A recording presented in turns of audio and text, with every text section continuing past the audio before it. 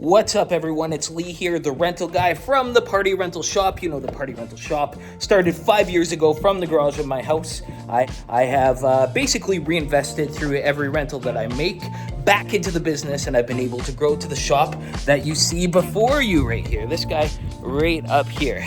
Anyways, my vlogs lately have been, it's just about getting to the busy season. I'm just a few months away, so it's all about processes. It's all about things like that. And yeah, well, let's get into the vlog. I know what you want. The week. Let's go over the week. Come to the office. So this week we did 25 quotes. All right, what did my quotes look like this week? 10 of those quotes were web shop quotes, so instantly placed online, $2,753.42, instantly booked online without me having to do anything. Taking over phone and email, we did 10 quotes as well for a total of $6,257.44. 5 of those people ended up booking out of the 10 quotes, so half of the phone/email quotes actually booked this week, which is great. So, you know, people are pulling the trigger a little bit more. They're not just like, oh, we're trying to feel you out.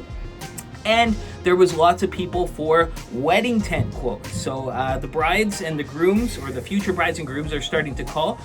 We did 5 tent quotes this week for a total of $31,958.14. And one of those booked this week. How much money came in?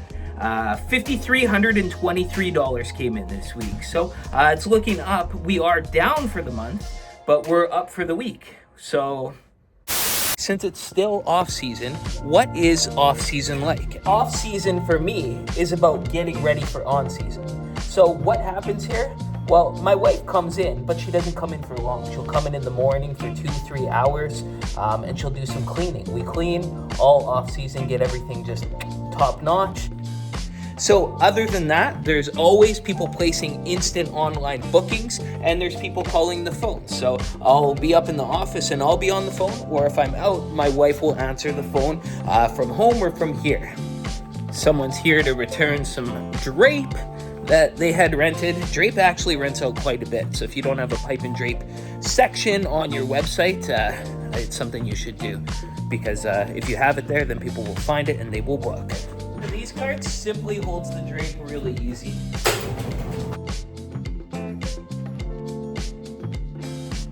You know, every week I have a little bit of stuff going out. I mean, and it all adds up, right? This pipe and drape, all this drape was, what, a couple $100 worth? Doesn't always have to be exciting rentals. The boring ones can excite you just as much, because money's exciting. So it's also time to adjust some pricing. So say for instance, things like TVs, things like arcades, things that in the off season, if they go out, I don't mind charging a little price to try to get the booking. But if I book them during summer, it's actually quite annoying to get the booking. So I jack the price up on that. So I'm gonna raise the price on TVs, you know, just little things that are one-offs.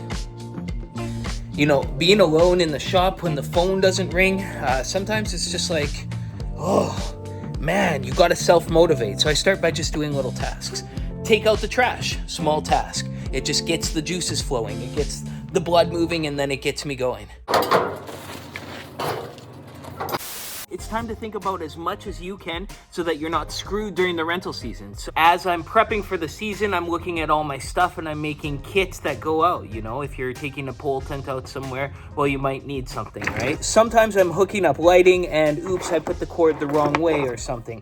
I carry many of these little extension cords. You know, one will have this side, one will have this side. But then I've got some where it's 2 males hook up. Oh, we need to have like that, just to make the lighting work, so we can actually, you know, reverse the lighting if need be. So 2 females, we've got ones with, you know, 2 males on them, and then we carry multiple extras of these. Additionally, say if I need to make a longer extension cord, I can just take some of this SPT2 wire, throw a plug on it, and make an extension cord specific to the plugs. If there's a rip in a pop-up tent top, I quickly use, you know, some crystal clear Gorilla Tape on both ends, and it disappears and helps you if you have a slash tent top. Make sure to have stuff like these, so when you're jackhammering and hammering, the guys need ear protection. That being said, a little hack the guys figured out last season. If they couldn't find any earplugs, because I had earplugs, or they forget these, then you can just take the glove and then you can cut off the tip, twist it up, and stick it in your ears. And they were doing that so that they could jackhammer without busting their ears out. Sometimes we work into the dark, so I have headlamps packed, so I have to make sure that there's headlamps inside there. I took down lots of tents right in the dark, and it's all because of these wonderful little headlamps that, they can go even brighter, and it saved the day, or the night, should I say. Headlamps can save the night. And come on, don't I look cool? So almost everything I get that runs on batteries, I do Milwaukee, because Milwaukee, they have a lot of different tools. This isn't even Milwaukee brand. This is an air compressor that we use to pump up, the tires on our dollies, basically anything, right? But it runs on Milwaukee tools, so coming prepared with something like this may just save the day. Say that you have a flat dolly tire and you have to move things through a field. Well, you got to turn around and go find an air pump, or you can just pump it. This battery is great because it will connect to the next tool. We always tell the customer to remove any tree branches or anything like that, but say that they don't remove the tree branch. Well, all we need to do is we can cut the tree branch, right? Having the right tool is great. We need to screw something at the event. Well, same thing, right? Have the tools, they all run off of one battery. We don't have to find a plug. Same battery to install my pop-up tent stakes. I got this guy right here, a mud mixer with a key fit tool. This will drive the pop-up tent stakes down. I carry all of my pop-up tent tools inside of this fashionable tool bag because when you're doing pop-up tents, you may be wondering, and you go to the next one, bam, pull out the drill, put the stakes in, carry a bucket full of stakes. Oh no, it's getting dark out. All right, carry on, pop-up tent 2. Boom. Like literally, they have a tool for everything. It runs on these vacuums. They literally have a tool so that we can drive the stakes into the asphalt. So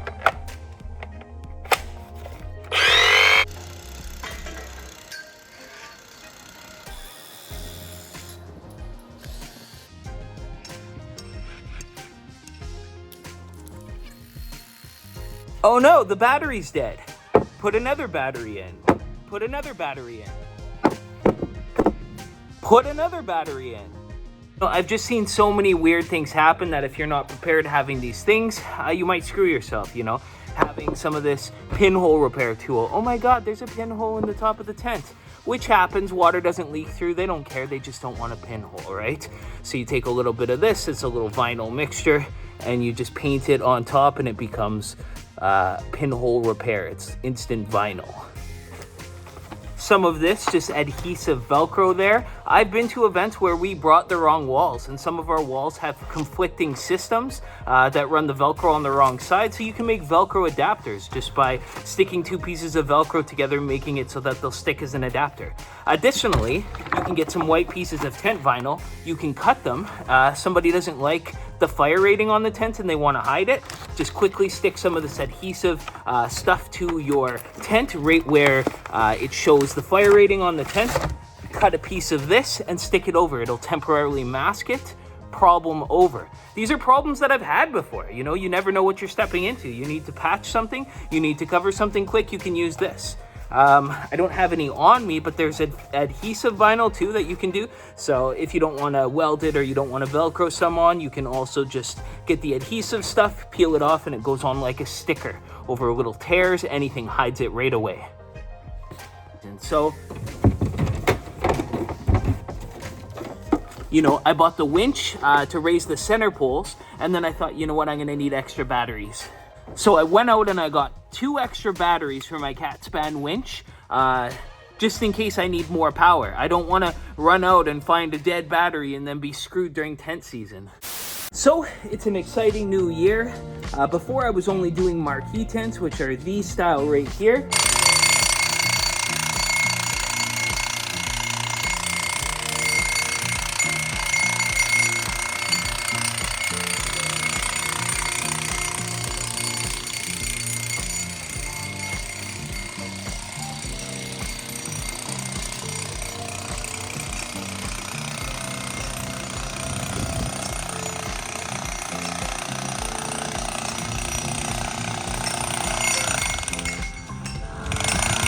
And to put our steaks down, we just needed a little Princess Auto kind of Tractor Supply. It's like a post pounder, right? These work absolutely fine. So I've got a few of these bad boys and they work great. We take them on our marquee installs. But for the pole tent, you need bigger and badder. So this guy right here is the Atlas Cobra. It's the same one that the tent guy has. I don't know if he has some more, but it comes with a tent stake tool, so that hammers down the stakes. And now, I wasn't supposed to get into pole tents this year. I was supposed to get more into trade show stuff, but an auction came up. I always keep my eyes on auctions, and I got the pole tent, and I got the $6,000 jackhammer, the gas-powered jackhammer, and the hydraulic stake puller. So with this, I'm gonna fire it up, make sure it's working. If not, it's still pre-season enough that I can take it in to get fixed before my season. So let's give it a go.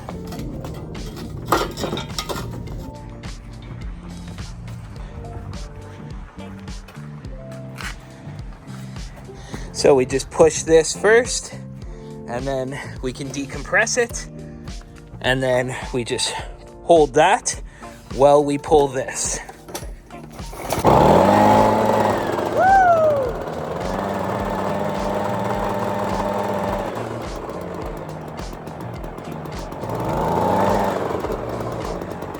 We've got a live one here.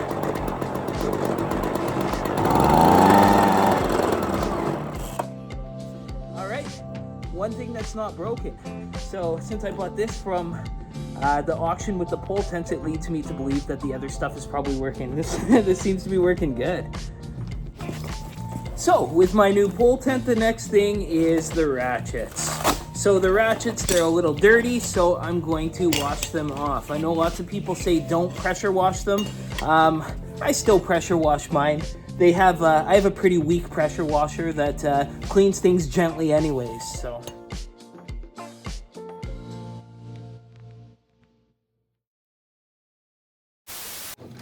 So I know some of you make lists when you get a certain amount of calls for something that you finally go out and pull the trigger to get it. I have a list of things that I've added to my website that I don't currently own, that people have placed orders for that I need to pick up before their event commences. So that's things like custom gobos that people have ordered, extra fairy lights that I need for tall orders during the summer. I don't have enough disco balls for a certain date. I need 8 more black lights for a certain date. I need 30 more 8-foot rectangular tables for a certain date, more white cafe lights, some more 100-cup coffee machines, and 200 more smoky wine glasses. So, you know what? It gets lonely here. During the summer, yeah, there's guys crawling around. We're super busy. But here you just have to be around for the phone calls and work on things. And sometimes it's really tough to get motivated. So, in off-season, I have the time to do stuff like this. I go into my program Mary, and I'm going to build some tent lighting displays so people can understand on my website. So, making a GIF like this is probably a really cool way that I can show people what the tent, what the lights are going to look like inside their tent. So I just build up the image. I take 3 separate images made from my 3D design while I'm designing it in Mary, and then just add it into a GIF maker. So these are the end concept of the GIFs that I created. I'm going to be adding some more into my store. So if you don't want to build some yourself, which you can easily do, you can just head over to my store and purchase some of the GIFs that I've made right there.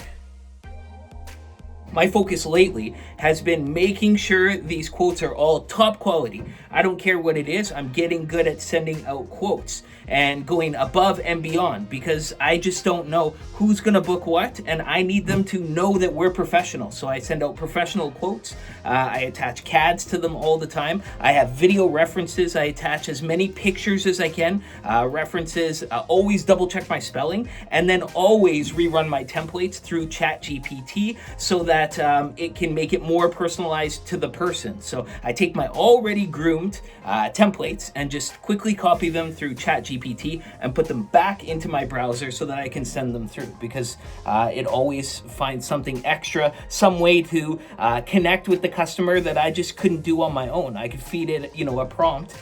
This person really seems like blah, blah, blah, can you do this for me? Thanks for watching, guys. I hope you like this video. If you like this video, you know what to do. Give it a like, because YouTube likes when you press like on the video. So that's all I ask of you.